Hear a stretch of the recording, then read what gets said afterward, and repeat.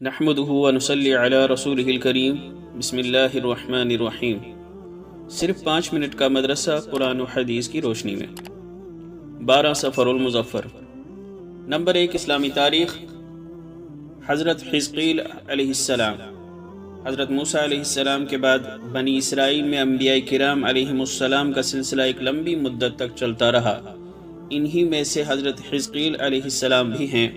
ان کے والد کا بچپن ہی میں انتقال ہو گیا تھا۔ نبوت کے بعد ایک زمانے تک وہ بنی اسرائیل کی رہنمائی کرتے رہے اور حق کی راہ دکھاتے رہے۔ حضرت عبداللہ بن عباس رضی اللہ عنہما اور دیگر صحابہ کرام رضی اللہ عنہم سے روایت ہے کہ حضرت حزقیل علیہ السلام نے بنی اسرائیل کی ایک بڑی جماعت کو ایک قوم سے جنگ کرنے کا حکم دیا تو پوری جماعت موت کے ڈر سے بھاگ کر ایک وادی میں آباد ہو گئی اور یہ سمجھنے لگی کہ اب ہم موت سے محفوظ ہو گئے۔ اللہ تعالی نے ان کے اس غلط عقیدے کی اصلاح کے لیے ان پر موت طاری کر دی۔ ایک ہفتے کے بعد جب ادھر سے حضرت حزقیل علیہ السلام کا گزر ہوا تو ان کی حالت پر افسوس کرتے ہوئے اللہ تعالی سے دوبارہ زندگی عطا کرنے کی دعا فرمائی۔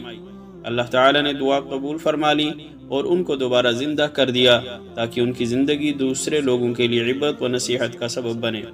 قرآن کریم میں بھی اس واقعے کا تذکرہ کیا گیا ہے۔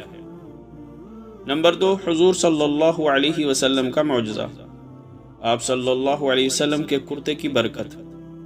حضرت اسماء بنت ابو بکر رضی اللہ عنہا کے پاس آپ صلی اللہ علیہ وسلم کا ایک کرتا تھا۔ مدینہ میں جو بھی بیمار ہوتا حضرت اسماء رضی اللہ عنہا اس کرتے کو دھو کر اس کا پانی پلاتی اور اس کے بدن پر اس کو لگاتی تو اسے شفا حاصل ہو جاتی۔ نمبر 3، ایک فرض کے بارے میں، نیکیوں کا حکم دینا اور برائیوں سے روکنا۔ رسول اللہ صلی اللہ علیہ وسلم نے فرمایا، قسم ہے اس ذات کی جس کے قبضے میں میری جان ہے، تم پر ضروری اور لازم ہے کہ بھلائیوں کا حکم کرو اور برائیوں سے روکو، ورنہ قریب ہے کہ اللہ تعالیٰ گناہگاروں کے ساتھ تم سب پر اپنا عذاب بھیج دے۔ اس وقت تم اللہ تعالیٰ سے دعا مانگو گے تو قبول نہ ہوگی۔ فائدہ، نیکیوں کا حکم کرنا اور برائیوں سے روکنا امت کے ہر فرد پر اپنی حیثیت اور طاقت کے مطابق ضروری ہے۔ نمبر 4، ایک سنت کے بارے میں، ہر کام میں کامیابی کی دعا۔ دین اور دنیاوی کام کی درستگی کے لیے اس دعا کا اہتمام کرنا چاہیے۔ ربنا آتنا من لدنک رحمتا وہیئ لنا من امرنا رشدا۔ ترجمہ، اے ہمارے پروردگار، اپنی جانب سے ہمیں رحمت سے نوازیے اور ہماری اس صورتحال میں ہمارے لیے بھلائی کا راستہ مہیا فرما دیجیے۔ نمبر 5، ایک اہم عمل کی فضیلت، بازار میں داخل ہوتے وقت پڑھے۔ رسول اللہ صلی اللہ علیہ وسلم نے فرمایا، جو شخص بازار میں داخل ہوتے وقت یہ دعا پڑھے گا اسے 10 لاکھ نیکیاں ملیں گی، اس کے 10 لاکھ گناہ معاف ہوں گے اور 10 لاکھ درجے بلند ہوں گے۔ دعا یہ ہے، لا الہ الا اللہ وحدہ لا شریک لہ، لہ الملک ولہ الحمد، یحیی ویمیت وہو حی لا یموت، بیدہ الخیر وہو علی کل شیء قدیر۔ ترجمہ، اللہ کے سوا کوئی معبود نہیں ہے، وہ تنہا ہے، اس کا کوئی شریک نہیں، ساری حکومت اسی کی ہے اور اسی کے لیے ساری تعریفیں ہیں۔ وہی مارتا ہے، وہی زندہ کرتا ہے، وہ زندہ ہے، کبھی نہیں مرے گا، تمام بھلائیاں اس کے قبضے قدرت میں ہیں اور وہ ہر ایک چیز پر قادر ہے۔